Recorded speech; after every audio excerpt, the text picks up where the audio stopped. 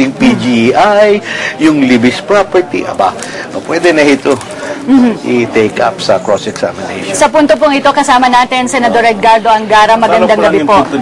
Go ahead, sir. Katulad nung issue ng illegally acquired wealth, that the court, we decided we will not open that to investigation and inquiry because it was not alleged in the main charge, search, but it was the Chief Justice himself who opened up the subject matter, and so we considered it. Para sa inyo po, nakasama po ba sa punong mahistrado yung kanyang paglabas, sabi niya hindi daw walkout ito, yung kanyang paglabas bigla ng walang pahintulot dito sa Senate Session Hall? Palagay ko malaking psychological blow sa kanya yan, sapagat it was a sort of turning point to some of us, na parang he toyed with the process and toyed with the body.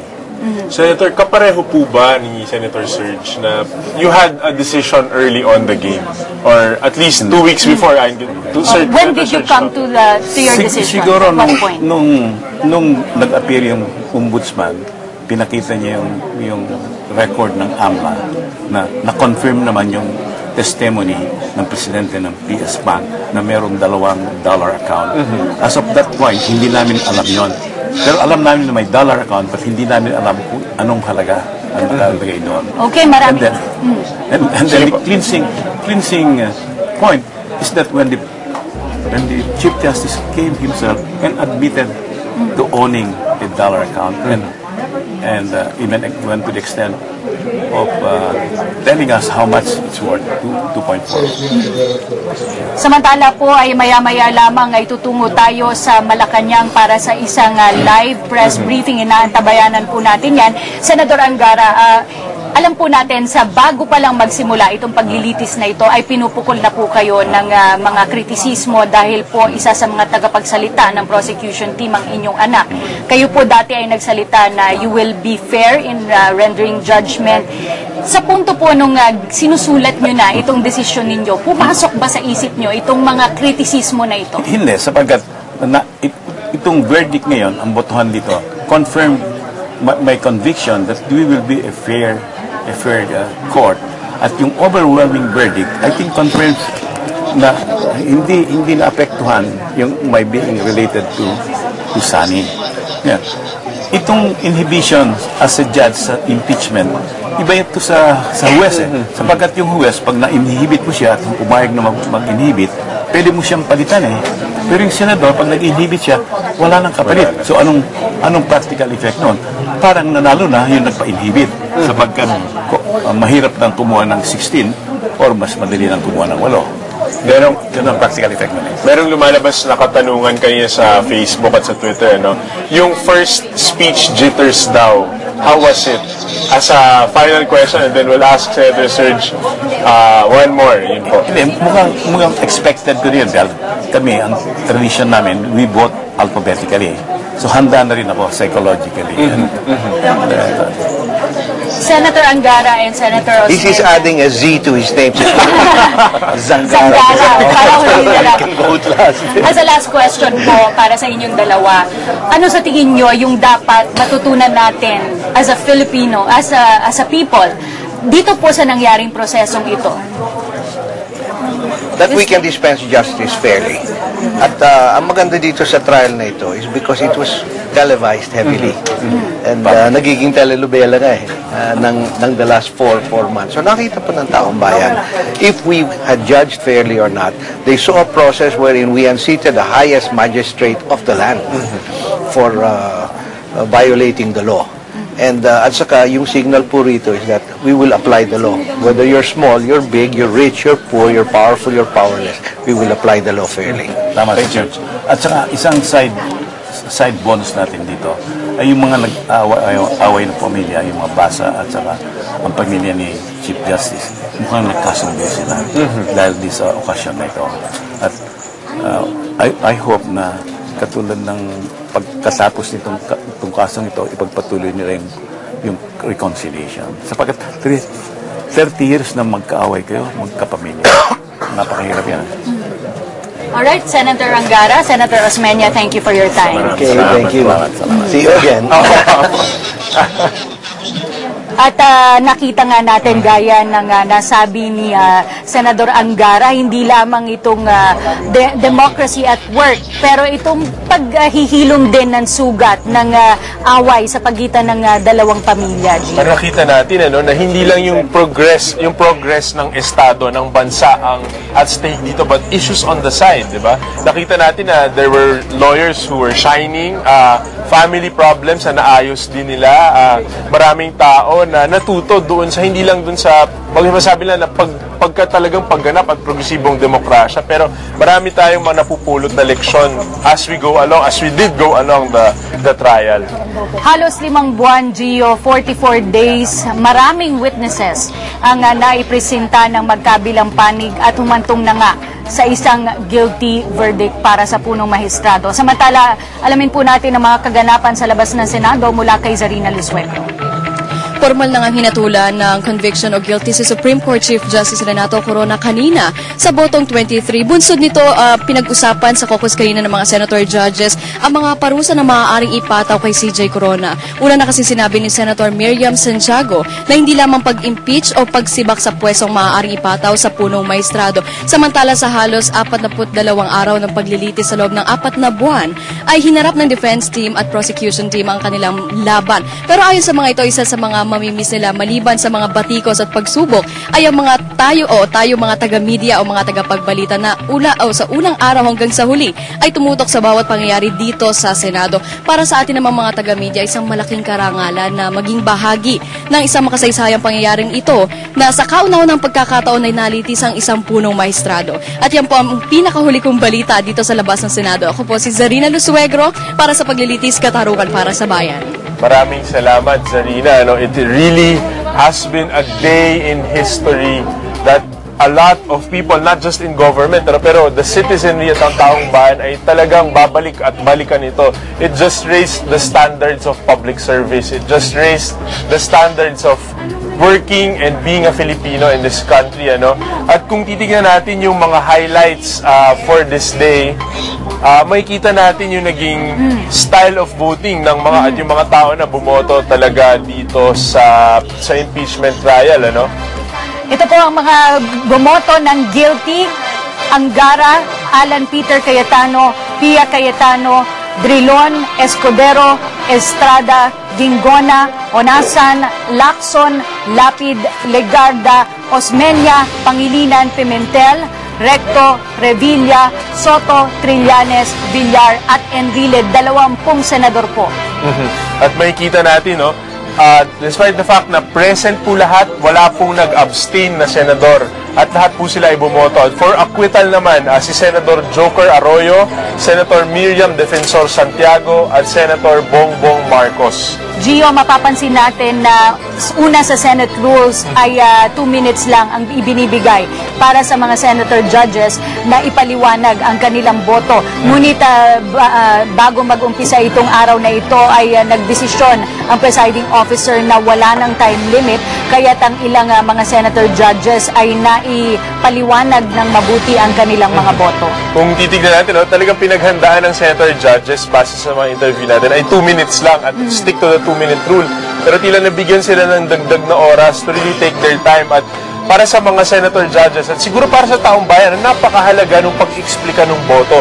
That even to the point that Senator Lito Lapid na inexplica niya ang kanyang pinanggagalingan at ang background, na sabi niya kahit high school graduate ako, ganito ang pagka-interpret ko sa pangyayari ngayon sa Senate impeachment trial. At yun nga po yung pagkaintindi natin. The work of senator judges is to represent the people who voted for them. And this is what occurred today. It is good to note, Gio, na wala ni isa sa mga senator judges ang nag-abstain from voting. Ito ang naging agam-agam ng bago maganap itong araw na ito dahil marami nga ang nagsasabi paano kung ganito ang mangyari, paano kung hindi maabot itong required number of votes to convict or to acquit. And parang nobody took this sitting down, as a lot were expecting, and that value, kahit na nakita natin, di ba, naka-16 na, nakabuo na ng isang conviction for guilt na 16, pero patuloy pa rin at pag-explika pa rin. And at the end of the day, I think si Senate President Juan Ponce Enrile explained and summarize the whole process and what really occurred. Yung mga sinabi niya na hindi ito, ang Senate Impeachment Court, hindi ito, pero ito rin siya. And in that sense, at talagang na-balance at na-jumble ang pagkaintindi ng karamihan ng mga tao, ng taong bayan sa kung ano yung naging purpose ng proceedings at ano yung halaga nito sa sambayanan. In-enumerate din ang presiding officer sa kanyang speech ang naging weak points ng magkabilang panig. At sinabi nga niya na bagamat common practice itong hindi pagdideklara ng lahat ng mga ari-arian sa salin ng mga public officials, kailangan pa rin, meron pa rin moral obligation ang Senado na ipatupad ang nasasaan sa batas. At yung to sum up many of those who voted to convict Chief Justice Corona, marami ang bumalik doon sa halimbawa ng court interpreter sa Davao, na kung saan talaga sinabi na kung court interpreter, napakalalim at napakabigat nung parusa na binigay, bakit ang Chief Justice na mismong nag-concur para sa sagot na ito ay hindi ganun ang klaseng ang pagpataw sa kanya. So, napatanong ang mga tao na sagot nila, na ang batas ay equally applied para po sa lahat ng tao, mayaman, mahirap, and to all classes. And ito po ay isang triumph sa justice system. Napakita natin kung ano ba talaga yung naging halaga sa lahat ng klaseng Pilipino ngayon. Nakikita po natin ang eksena mula sa labas ng Senate building, kasama po ng ilang mga grupo na nagpoprotesta para makonvict itong si Chief Justice Renato Corona, ang Chief Prosecutor na si Congressman Niel Tupas. Isa nga po itong victory para sa prosecution team. Marami, hindi lang 16, ngunit 20 sa mga senator judges ang nag-render ng kanilang guilty verdict dito sa punong maestrado. So, nakita natin, Kathy, na yung picture sa labas, yung mga tao, mga grupo na umaabang kay kay Congressman Niel Tupas ay ang grupo ni Ping Medina, na isang tao na pumila, artista ni Pen Medina, na pumila at talagang pumasok sa Senate Court. Nung day 1, nandito rin siya, di ba? Nung day 1 of the 45 days, pumasok na siya para pasimulan at tapusin itong trial. Samantalang kasama natin ngayon ang isa sa mga spokespersons ng prosecution. I think it's a good day for the prosecution, Congressman Definitely. Angara. Thank you, Attorney, and Kathy, Attorney. Thank you. Salamat. Okay. Magandang gabi ho. Ano po ang nararamdaman ngayon ng hindi lamang kayo, ngunit ng buong prosecution team? Well, halo-halo na ho talaga eh. May kasiyahan ho, may kabigatan din po ng loob dahil hindi rin naging madali po yung ginawa namin at alam namin marami pang kailangang suliranin na kailangan gawin. At alam natin na kahit pa paano nahati din po yung ating lipunan. So siguro panahon din na magkaroon ng konting healing o paghihilot nung mga hatian na ganun. So yun po yung nakikita po natin. Halo-halo talaga ng mga damdamin. But there's also some relief na tapos na ho. It was 5 months ho. But I guess more than anything else, we are thankful din. Nagpapasalamat ho kami sa inyo, sa media, at sa publiko sa lahat ng sumuporta po. Did you see this coming, this decision by the senator judges? I think after yung events, if you looking back the last 2 weeks ho, ay talagang pumapabor na ho sa amin yung direction ng trial from the time na tinawag po si Ombudsman Morales, tapos umupo rin si Chief Justice Corona. And I think dun sa, it nag-culminate siya dun sa final arguments ni Congressman Rudy Fariñas, which I think really turned the tide ho in our favor. But yung 23, hindi namin nakita ho yan. I think we were expecting a lower vote ho. Gio Cathy, Congressman, although hindi naging factor yung waiver at yung challenge, yung kondisyon ni Chief Justice kanina sa speech ni Senator Cheese at narinig din natin sa ibang senador, yung challenge for a higher level of accountability and transparency, mukhang malinaw yun na challenge for all of us. Ano pong tingin nyo doon? Yeah, I think that definitely with this conviction, definitely andun po yung spirit. This is the right time to pursue difficult reforms. Yung mga sinasabi nating hindi katanggap-tanggap dati, palagay ko mas bukas ang isipan dahil andyan din yung public consciousness nakatutok po siya sa gobyerno. They're expecting more from the government, and I think it's incumbent upon us na tugunan din po yung hamon na yun. Ang susunod siguro ng tanong ay, what's next for the prosecution team? Well, back to our regular lives, to our regular jobs. I think nagsakripisyo na rin ho tayo in terms of yung time away from the family, time away from the district. Siguro balikan na ho natin yun at well, back to legislative work also. I think may naibami rin kami naiwan ho doon. Congressman Angara, kayo po ay nailahad na bilang isa sa mga tatakbo bilang senador sa 2013. Do you think that this impeachment trial helped you? Well, hindi ko po alam. Tingnan natin yung sunod na survey kung maganda yung performance. It's a double-edged sword. Baka nakatulong, baka nakasama rin. Doon sa inyong distrito, Kong, I'm sure nakakarinig kayo ng feedback. Ano po ang tingin nila sa naging performance ninyo at yung naging decision din ng korte? Ano yung general sentiment ng inyong taga-district? Well, generally okay naman. Positive on the whole. Pero hindi mo rin alam kung yun talagang totoo kasi syempre, ikaw ang congressman. So, syempre, yung negatibo, hindi mo naririnig. Diba? Siguro, still on the district question, how will this affect your district? With your triumph today, how will this affect your district? Well, I think mas renewed, I think it renewed, in a sense, may renewed faith in public office at yung transparency. So I think yun ang in-expect yung in-expect nila dito sa Kongreso, sa Senado, ay dinadala rin niya sa lokal. So dapat tingin nila sa mga local officials ay dapat mas responsive at saka mas transparent.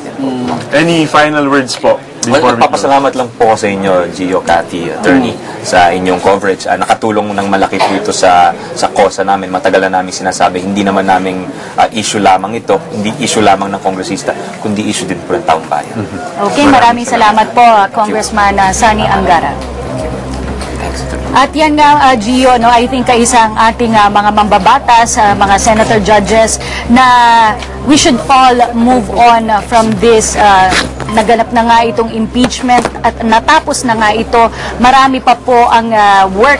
There's still a lot of work that needs to be done, and sabi nga nila, back to business. At nakita natin sa dami rin ng mga naiwan na mga pending bills. At mismo yung mga kongresista na sabi na maraming naiwan na trabaho. Nandito yung RH Bill, yung Freedom of Information, amendments to AMLA, at marami pang iba. But today has just really changed the course of governance, the course of being a public servant in this country. And ang laki nung effect niya, na yung usap-usapan pa lang kaninang umaga, it is a momentous event, not just in the judiciary, but all parts of government. And hindi pa po natatapos itong ang paglilitis, bagamat natapos na po itong trial dito sa Senado. Magbabalik po kami sa Thursday para sa isang komprehensibong konklusyon po dito sa mga pangyayari sa nakalipas na mahigit 4 na buwan. Magkita-kita po tayo 1:30 ng hapon sa People's Television pa rin. Muli ako po si Cathy San Gabriel. At syempre sa pinagsamang lakas ng PTV, IBC, Philippine Information Agency, Radyo ng Bayan at 15 news and cable networks nationwide. Mapapanood rin po kami sa www.ptv.ph. Kita-kita po tayo sa Webes. Ako po si Gio Tingson. And Mark? Yes! Maraming salamat sa lahat po ng sumubaybay sa atin dito sa ang paglilitis. Alam niyo po, syempre, itong mga bagay na ito ay dapat magbunga ng mas magandang Pilipinas. Yun po ang sinabi ng ating Senate President, diba? Na sana huwag tayong makalimot sa ating mga dapat matutunan at sana gumaling yung ating mga kalidad ng mga senador, ng mga abogado, ng mga statesmen, at syempre gumanda yung ating transparency at yung ating accountability standards ng ating bansa. Tama, Attorney Joey, ano? Nice din nating pasalamatan ang ating lahat na naging panauhin sa mga nakalipas na araw, hindi lamang ngayong araw. At ang aming mahal na direktor, sabi niya, pasalamatan Director Ed, thank you. Direct Ed, thank you sa mga magagandang shots mo. Magbabalik pa po kami sa Huwebes. Abangan po ninyo yan. Maraming salamat at mabuhay Pilipinas.